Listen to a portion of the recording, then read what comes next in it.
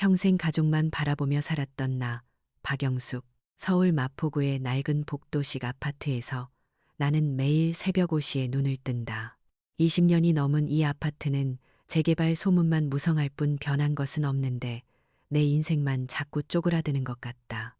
잠기가 밝은 며느리가 깰까봐 조심조심 발뒤꿈치를 들고 방문을 나서는 내 모습을 보면 누가 이 집주인이라고 생각할까? 내 명의로 된 집에서 내가 가장 눈치를 보며 살고 있다는 사실이 가끔은 참을 수 없이 서글프다.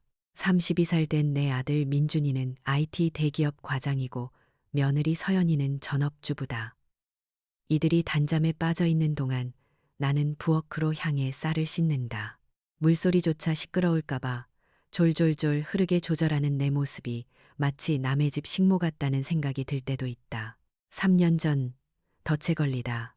아들 내외가 결혼하던 해 서연이는 내 손을 꼭 잡고 눈물을 글썽이며 말했다. 어머님, 저희가 강남으로 집을 넓혀가려면 지금 바짝 모아야 하는데 민준 씨 월급 500만 원은 전액 저축하고 싶어요. 어머님은 공무원 연금도 나오시고 집세 나갈 일도 없으시니 저희 생활비 좀 부탁드려도 될까요? 그 말이 그때는 왜 그렇게 기특하게 들렸는지 모르겠다. 젊은 애들이 허리띠 졸라매고 잘 살아보겠다는데 부모로서 그 정도도 못 도와주나 싶어 덜컥 그럼하고 했던 게 화근이었다. 내 연금 통장은 그때부터 내 것이 아니게 되었다. 관리비, 가스비는 물론이고 유기농만 고집하는 며느리, 입만 맞추느라 장 보는 비용까지 감당하다 보니 나는 정작 1,000원짜리 한 장 쓰는 것도 벌벌 떨게 되었다. 냉대와 무관심의 나날.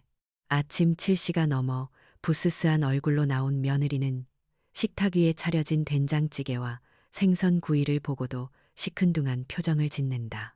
입맛이 없다며 밥 공기 뚜껑도 열지 않고 나중에 친구들과 브런치 약속이 있다고 나가버린다. 아들 민준이는 허겁지겁 밥을 말아먹는데 생선살을 발라 밥숟가락 위에 올려주면 퉁명스럽게 시간 없다며 그냥 두라고 한다. 내 아들이지만 어쩜 저렇게 쌀쌀맞은지 섭섭하다가도 회사 일에 치여 저러겠지 하며 또 마음을 접는다. 아들 내외가 모두 나가고 텅 빈 집에 홀로 남겨지면 정말 고요한 정막만이 감돈다. 설거지를 마치고 청소기를 돌리고 빨래를 널고 나면 오전이 다 지나간다. 그때 택배가 도착한다. 수취인은 며느리 서연이의 이름이고 상자 겉면에는 백화점 브랜드 로고들이 선명하다. 며느리에게 물어보면 매번 체험단에 당첨되어서 공짜로 받은 것이라거나 친구가 선물로 보낸 것이라고 둘러댄다. 하지만 택배가 너무 자주 온다. 의심이 스멀스멀 올라오지만 고부 갈등이라도 생길까봐 입을 꾹 다물고 택배 상자들을 며느리 방 앞에 고이 모셔둔다. 점심시간이 지났지만 혼자 먹는 밥이 무슨 맛이 있겠나 싶어 대충 때운다.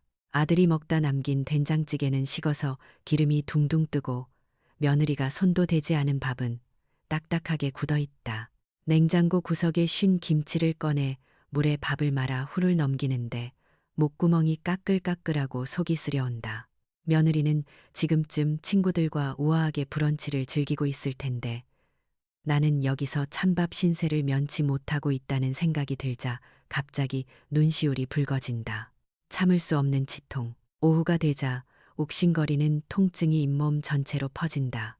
진통제를 찾아 한 알 삼켜보지만 약효가 듣기는커녕 머리까지 지끈거려 견딜 수가 없다. 치과에 가봐야 하나 싶다가도 당장 이번 달 관리비 낼 돈도 빠듯한데 병원비까지 쓰면 생활이 안 될 것 같아 꾹 참는다. 며느리는 유기농 달걀이 아니면 입도 안 대고 소고기도 한우 툭불 아니면 질기다고 타박하는데 내 입에 들어가는 진통제 한 알도 아까워 망설이는 내 처지가 참으로 처량하다. 거울 속 내 얼굴은 퉁퉁 부어있고 눈 밑은 퀭안이 들어가 있어 영락없는 늙은이 꼴이다. 배신의 순간 저녁 퇴근한 아들에게 이가 너무 아파서 밥도 못 먹겠다고 말하자 아들은 대수롭지 않다는 듯 치과에 가보세요라며 툭 던지고 자기 방으로 들어가 버린다. 곧이어 들어온 며느리는 양손 가득 쇼핑백을 들고 있었는데 내 부은 얼굴은 안중에도 없고 오늘 친구들과 백화점 구경 갔다가 득템했다며 신이 나서 자랑을 늘어놓는다. 내가 끙끙 앓는 소리를 내자 그제야 며느리가 나를 쳐다보며 어머님 얼굴이 왜 그래요? 라고 묻는데 그 눈빛이 걱정이 아니라 혐오감에 가까워 보였다. 이가 아파서 며칠 고생하고 있어요. 며느리는 미간을 찌푸리며 말했다. 어쩐지 아까부터 집안에 이상한 냄새가 난다 했더니 어머님 입 냄새였네요. 손으로 코를 막는 신용을 한다. 그 순간 나는 머리를 한 대 얻어맞은 것처럼 멍해졌고 수치심에 얼굴이 화끈거려 쥐구멍이라도 있으면 숨고 싶었다. 며느리는 입냄새가 심하니 얼른 치과에 가서 치료받으세요라고 쏘아붙이고는 자기 방으로 들어가 방문을 쾅 닫아버렸다. 방문 너머로 며느리가 아들에게 짜증내는 소리가 들렸다. 어머니 치아 관리 좀 하시라고 해요. 냄새나서 같이 밥 못 먹겠어요. 200만 원의 굴욕. 다음 날 아침에도 나는 새벽 5시에 일어나 아들 내외의 아침밥을 준비했다. 밤새 치통에 시달려 한숨도 못 잤지만 자식들 굶겨보낼 수는 없다는 미련한 모성애가 내 발목을 잡았다. 식사를 마치고 아들이 출근하려는데 용기를 내어 말을 꺼냈다. 민준아, 엄마 치과 치료비가 좀 많이 나올 것 같은데 200만 원 정도만 융통해 줄 수 있겠니? 임플란트를 해야 한다는데 내 연금으로는 도저히 감당이 안 돼. 아들은 난처한 표정을 지으며 서연이한테 물어보겠다고 대답을 회피했다. 옆에서 듣고 있던 며느리가 끼어들어 눈을 동그랗게 뜨고 말했다. 어머님, 지금 저희 강남 청약 때문에 현금 다 묶여 있는 거 아시잖아요. 200만 원이 어디 있어요? 딱 잘라 거절했다. 나는 너무 서러워서 물었다. 그럼 이 아픈 걸 그냥 두고 보라는 거예요? 며느리는 눈 하나 깜짝 안 하고 대꾸했다. 어머님 연세도 있으신데 굳이 비싼 임플란트 하실 필요 있어요? 그냥 아프니 뽑아버리시고 반대쪽으로 씹으시면 되지 않아요? 그 말을 듣는 순간 나는 내 귀를 의심했다.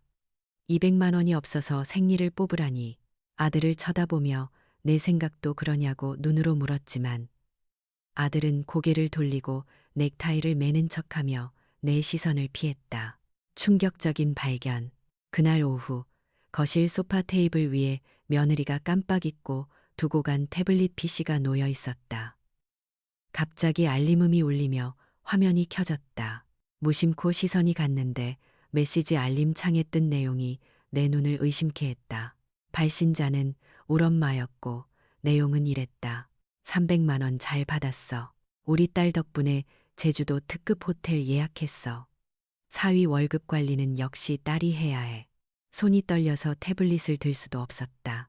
아까 아침에 200만 원이 없어서 나보고 생리를 뽑으라던 며느리가 친정 엄마한테는 여행비로 300만 원을 턱하니 보냈다는 사실이 믿기지 않았다. 그것도 내 아들이 피땀 흘려 벌어온 돈으로.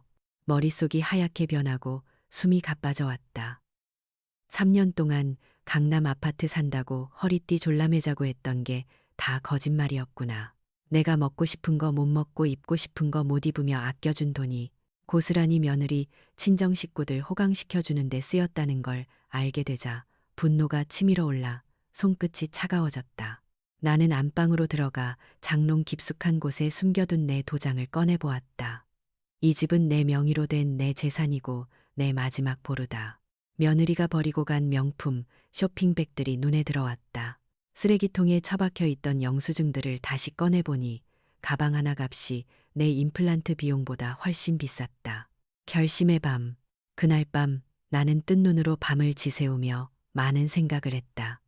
이대로 가다가는 나는 껍데기만 남고 알맹이는 다 빼앗긴 채 길거리에 나앉게 될지도 모른다는 공포감이 엄습했다. 임플란트 사건은 단순한 해프닝이 아니라 나에게 보내는 경고 신호였다. 이제 더 이상 착한 시어머니, 헌신적인 엄마 코스프레는 집어치워야겠다고 다짐했다. 저들이 나를 가족이 아니라 호구로 보고 있다면 나도 그에 걸맞은 대우를 해줘야 마땅하지 않겠나. 내 집, 내 돈, 내 인생을 되찾아야겠다는 결심이 서자 욱신거리던 치통도 잊을 만큼 정신이 맑아졌다. 새벽 달기 울기 전 나는 결단을 내렸다.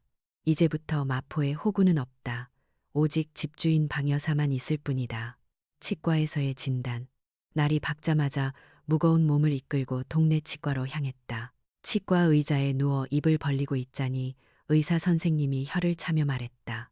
잇몸이 다 내려앉고 뿌리까지 상해서 더 이상 손 쓸 도리가 없네요. 상한 이를 뽑아내고 임플란트를 심어야 하는데 뼈 이식까지 해야 해서 비용이 좋기 200만 원은 들 겁니다. 은행에 들러 통장 정리를 해보았다. 찍혀 나온 잔고는 고작 30만 원 남짓이었다. 내 명의로 된 번듯한 아파트가 있고 매달 꼬박꼬박 들어오는 공무원 연금이 있는데도 정작 내 이빨 하나 고칠 돈이 없어서 전전긍긍해야 하는 이 현실이 너무나 기가 막히고 서글펐다. 아들의 배신, 그날 저녁 식탁에서 다시 한번 용기를 내어 물었다. 얘들아, 내가 오늘 치과에 다녀왔는데 잇몸이 다 상해서 임플란트를 해야 한다더라. 비용이 200만 원이라는데 혹시 융통해 줄 수 있겠니? 며느리의 표정이 싸늘하게 굳어지더니 스마트폰을 탁 내려놓았다. 어머님, 지금 저희 상황 뻔히 아시면서 어떻게 그런 큰 돈을 달라고 하세요? 강남 아파트 청약 때문에 현금이란 현금은 다 묶여 있어서 당장 쓸 돈이 한 푼도 없어요. 아들 민준이를 쳐다봤지만 아들은 곤란한 표정으로 밥그릇에 코를 밟고 못 들은 척 외면해버렸다. 그때 며느리 입에서 나온 말은 충격적이었다. 어머님, 정돈이 없으시면 그냥 그 아프니 뽑아버리시면 안 돼요? 어차피 연세도 있으신데 임플란트는 무슨 임플란트예요. 그냥 뽑고 반대쪽으로 씹으시면 되잖아요. 나는 더 이상 아무 말도 할 수가 없어서 먹던 숟가락을 내려놓고 도망치듯 방으로 들어와 버렸다. 쓰레기장에서 찾은 진실. 다음 날 아파트 단지 분리수거장에 내다버린 낯익은 쇼핑백들이 눈에 들어왔다. 어제 며느리가 들고 왔던 명품 브랜드 쇼핑백들이었다. 호기심에 가까이 가서 들여다보니 그 안에 구겨진 영수증 뭉치가 그대로 들어있었다. 떨리는 손으로 영수증을 펴서 숫자를 확인하는 순간 내 눈을 의심했다. 가방 하나 가격이 280만 원이었고 거기에 곁들여 산 스카프며 화장품까지 합치면 350만 원이 훌쩍 넘는 금액이었다. 내 임플란트 비용 200만 원이 없어서 생리를 뽑으라던 며느리가 백화점에서 하루 만에 긁은 카드값이 내 치료비의 2배에 달한다는 사실을 확인하고 나니 머릿속이 하얗게 변해버렸다. 아들의 무관심, 밤이 깊어 아들 내외가 들어왔을 때 거실에서는 며느리가 친구들과 통화하며 호호거리는 소리가 들려왔다. 다음 주에 호캉스 가기로 한 거 너무 기대돼. 호텔 수영장에서 이불 비키니 샀어. 아들은 옆에서 맞장구를 치며 나도 휴가 내고 같이 가고 싶다고 칭얼거렸다. 그 소리를 듣고 있자니 구역질이 올라올 지경이었다. 내 아들은 나에게 200만 원 줄 돈은 없어도 마누라 호텔비 대줄 돈은 있는 놈이었. 복수의 계획. 책상 앞에 앉아 낡은 일기장을 펼쳤다. 볼펜을 쥔 손이 부들부들 떨렸지만 나는 꾹꾹 눌러 글을 써 내려갔다. 나는 그동안 민준이 엄마로 살았고 서연이 시어머니로 살았지만 정작 나 박영숙으로는 살지 못했다. 나는 그들에게 무료로 밥을 해주는 식모였고 돈이 필요할 때마다 뽑아 쓰는 현금 인출기였으며 감정 쓰레기통이었다. 마지막 줄에 굵은 글씨로 이렇게 적었다. 이제 사표를 낸다. 더 이상 당신들의 호구로 살지 않겠다. 그 문장을 적는 순간 신기하게도 눈물이 멈추고 차가운 이성이 돌아왔다. 슬픔이 썰물처럼 빠져나간 자리에 서늘한 도끼가 밀물처럼 차올랐다. 나는 벽에 걸린 달력을 쳐다보았다. 다음 주 월요일에 동그라미가 쳐져 있고 호캉스라고 적혀 있는 며느리의 글씨가 보였다. 아들은 출근하고 며느리는 친구들과 호텔 놀이를 하러 가서 집이 비는 완벽한 시간이었다. 그날이 바로 대였. 나는 스마트폰을 꺼내 인터넷으로 열쇠 수리공을 검색했다. 가장 빨리 와서 도어락을 교체해 줄 수 있는 업체를 찾아 번호를 저장해 두고 퀵 서비스 용달차를 부를 수 있는 이삿짐 센터 번호도 알아두었다. 내 계획은 아주 단순하지만 확실했다. 저들이 내 집에서 누리던 모든 안락함을 일시에 박탈하는 것. 그것이 내 복수의 시작이었다. 드디어 기다리던 그날이 밝았다.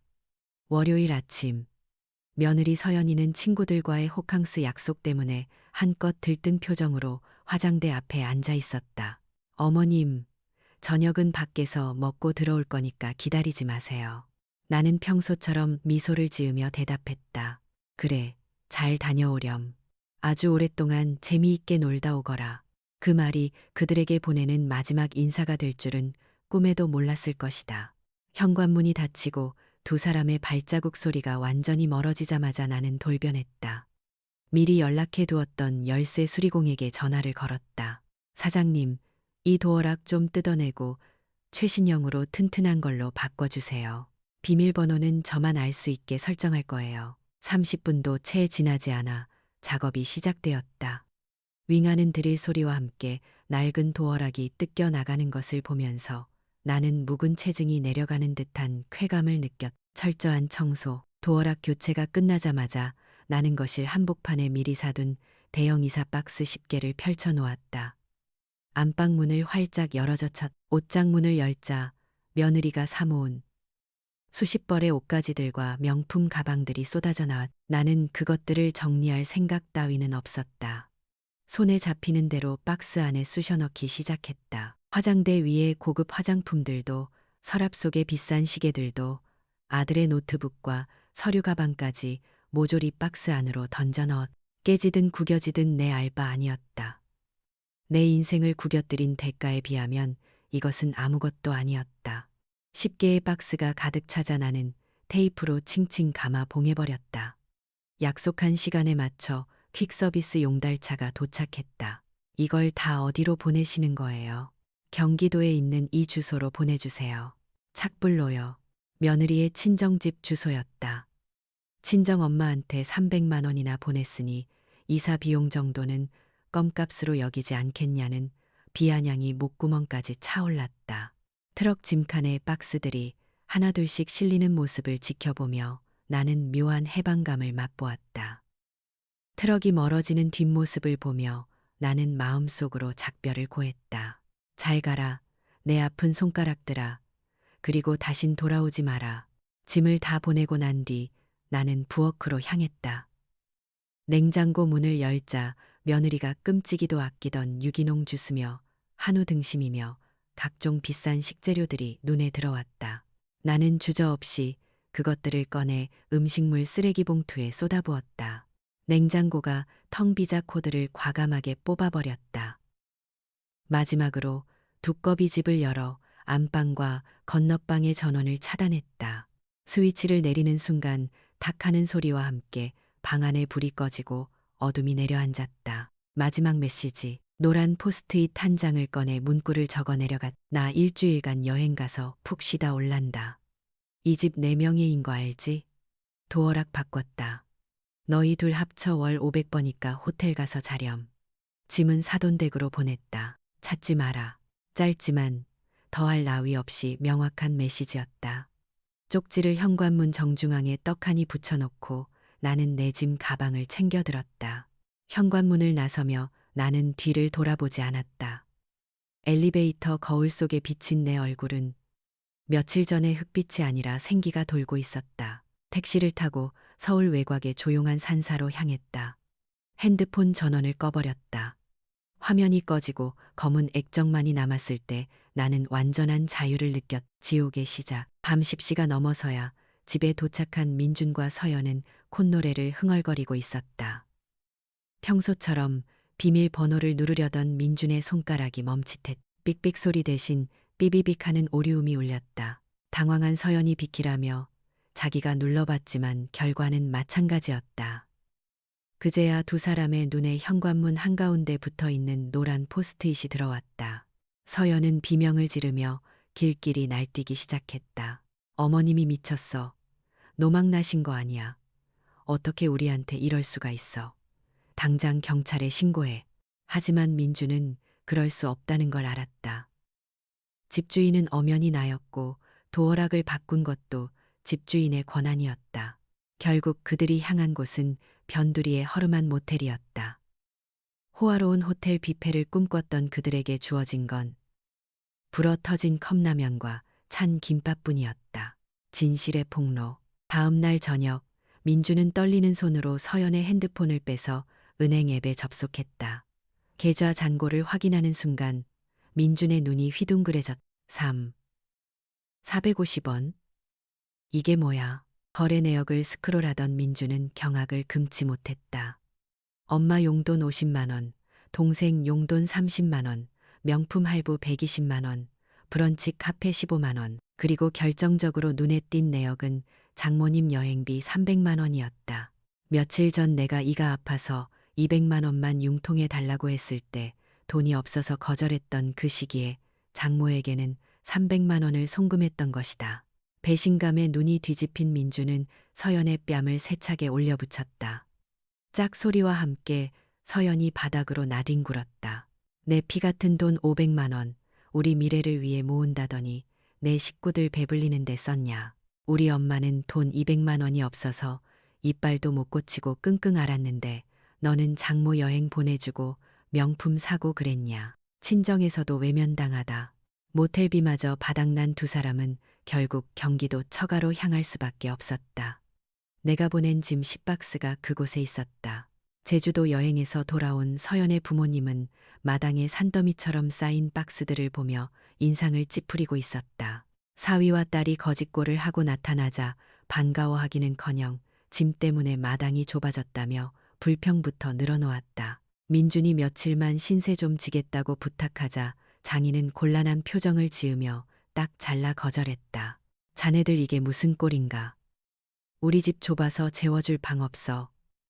그리고 사부인이 짐을 이렇게 보낸 건 다 이유가 있겠지. 자네들이 뭔가 잘못했으니까 쫓겨난 거 아닌가. 얼른 짐 챙겨서 나가게. 대문 밖으로 쫓겨난 민준과 서연은 차가운 길바닥에 주저앉아 망연자실했다. 그날 밤 그들은 짐 박스들 사이에서 몸을 웅크리고 밤이슬을 맞으며 뼈저린 반성의 시간을 가져야 했다. 1년 후 새로운 가족, 산사에서의 일주일은 내 인생에서 가장 고요하고 평화로운 시간이었다. 서울로 돌아와 나는 동네 어귀의 카페로 아들 내외를 불렀다. 8일 만에 본 그들의 몰골은 가관이었다. 민준이는 수염이 더부룩했고 서연이는 화장기 없는 얼굴에 퉁퉁 부은 눈으로 고개를 푹 숙이고 있었다. 나는 미리 준비해둔 두툼한 서류 봉투를 탁자 위에 올려놓았다. 변호사 사무실에서 공증까지 받아온 동거 및 부양 계약서였다. 너희가 다시 내 집에 들어와 살고 싶다면 이 계약서에 서명해야 한다. 계약서의 조건은 명확했다. 첫째, 민준이 월급의 50%는 민준이가 직접 관리하며 저축한다. 매달 25일에는 내게 부양비 명목으로 50만 원을 자동이체한다. 둘째, 월세 100만 원과 관리비, 전액을 부부가 부담한다. 셋째, 밥이고 빨래고 청소고 너희들이 먹고 입고 쓰는 것은 각자 알아서 해결한다. 넷째, 양가 부모에 대한 지원은 반드시 부부의 상호 합의하에만 가능하며 몰래 송금하다 적발될 시 즉시 계약 파기하고 집에서 내쫓는다. 서연이가 울먹이며 항의했지만 민준이가 차갑게 말했다. 서연아, 서명 안 할 거면 지금 바로 법원으로 가자. 나 이미 이혼 소송 서류 다 준비해뒀어. 네가 내 돈 횡령한 거 3년치 거래 내역 다 뽑아놨으니까. 사면 초가에 몰린 서연이는 덜덜 떨리는 손으로 펜을 잡고 이름을 썼다. 행복한 결말. 1년이라는 시간이 흐른 지금 우리 집은 놀라울 정도로 변했다. 민준이는 주말마다 청소기를 돌리고 화장실 청소를 도맡아 한다. 엑셀로 가계부를 꼼꼼하게 작성하며 돈의 소중함을 깨달았다. 서연이는 집 근처 대형마트에서 캐셔 아르바이트를 시작했다. 제 힘으로 돈을 벌어보면서 노동의 가치를 뼈저리게 배우고 있다. 가끔은 퇴근길에 내게 줄 붕어빵 한 봉지를 사들고 와서 어머님 드세요 하며 수줍게 내민다. 그리고 무엇보다 가장 많이 변한 것은 나 자신이었다. 아들 부부가 꼬박꼬박 내는 월세 100만 원 덕분에 내 통장은 다시 넉넉해졌다. 그 돈으로 나는 평생 미뤄왔던 문화센터 요가 강습을 등록했고 일주일에 2번씩 나가 땀을 흘리며 건강을 되찾았다. 가장 중요한 수건 사업이었던 임플란트 시술도 최고급 재료로 마쳤다. 이제는 씹는 즐거움을 되찾아 딱딱한 깍두기도 아삭아삭 씹어먹고 좋아하는 갈비도 마음껏 뜯을 수 있게 되었다. 어제 저녁에는 온 가족이 식탁에 둘러앉아 갈비찜을 먹었다. 며느리가 고기를 재우고 아들이 상을 차려 만든 합작품이었다. 내가 튼튼해진 이로 갈비를 야무지게 뜯자 민준이가 웃으면서 엄마, 이제 갈비 잘 드시네요 하며 좋아해. 서연이도 어머님 많이 드세요 하며 내 밥그릇에 고기 한 점을 올려주었다. 그 순간 가슴 뭉클한 감동이 밀려왔다. 서로 눈치 보고 이용하려 들던 관계가 아니라 서로의 역할을 존중하고 배려하는 진짜 가족이 된 것 같았다. 새로운 인생. 이제 나는 더 이상 희생하는 어머니라는 이름 뒤에 숨지 않는다. 나는 내 인생을 즐길 줄 아는 멋진 노년의 여성, 박영숙으로 살아간다. 내일은 요가 학원 친구들과 단풍놀이를 가기로 했다. 화려한 등산복을 꺼내 입고 김밥을 싸면서 콧노래를 흥얼거리는 내 모습이 거울 속에 비친다. 주름진 얼굴이지만 그 어느 때보다 활기차고 행복해 보인다. 집주인 박 여사의 위대한 반란은 이렇게 완벽한 승리로 끝이 났다. 그리고 우리 가족의 진짜 행복은 바로 지금부터가 시작이다. 교훈. 부모님들은 흔히 자식을 위해 무조건 희생하는 게 사랑이라고 생각한다. 하지만 박 여사님은 때로는 지독한 냉정함이 자식을 진짜 어른으로 만드는 최고의 사랑임을 보여주셨. 일방적인 희생이 아닌 서로의 존엄을 지키고 각자의 몫을 다할 때 비로소 진정한 가족의 행복이 찾아온다는 것을 잊지 말아야 한다.